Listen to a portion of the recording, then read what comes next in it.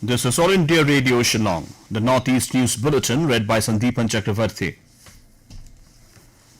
Road Transport and Highways Ministry has created a record by constructing 534 kilometers of national highways in the last week. The ministry said it has constructed 8,169 kilometers of national highways in the current financial year with a speed of about 28.16 kilometers per day. During the same period in the last fiscal, 7,573 kilometer roads were constructed with a speed of 26.11 kilometer per day. The ministry hoped that it should be able to cross construction target of 11,000 kilometer by 31st March this year. The ministry has taken several initiatives to increase the pace of construction. Prime Minister Narendra Modi yesterday flagged off through video conferencing 8 trains connecting different regions of the country to Kevadiya. These trains will facilitate seamless connectivity to the Statue of Unity. Speaking on the occasion, Modi termed the event is historic as the beauty of Ek Bharat, Shreshth Bharat is being highlighted. He said in the history of Indian Railways, for the first time, 8 trains from across the nation have been connected with a single destination.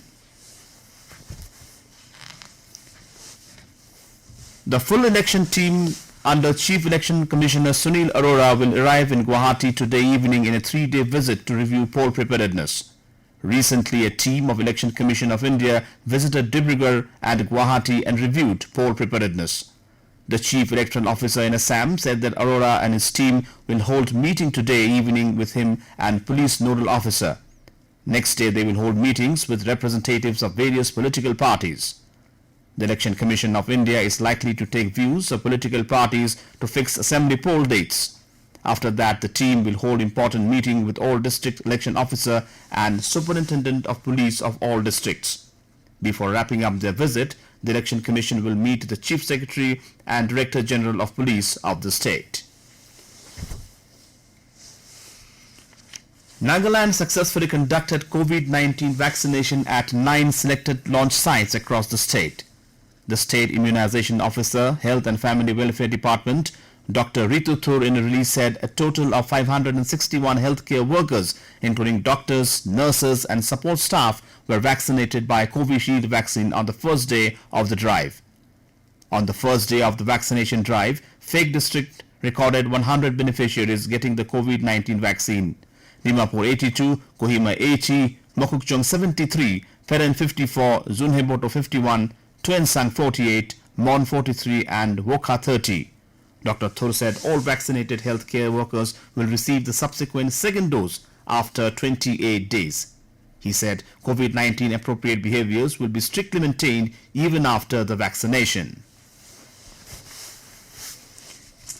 In Nagaland, 4 positive cases of COVID-19 have been detected yesterday. Health and Family Welfare Minister S. Pangyofom in a tweet said 1 case each was reported from Dimapur, Kohima, Mokokchung and Tuensang.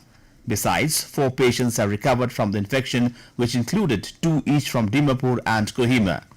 Presently, there are 12,058 total cases, while recovered cases stands at 11,713 and 116 cases are active.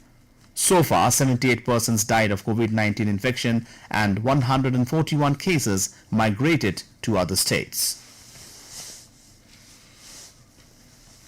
In Meghalaya, 12 new COVID-19 cases were reported yesterday, while 12 people also recovered from the virus.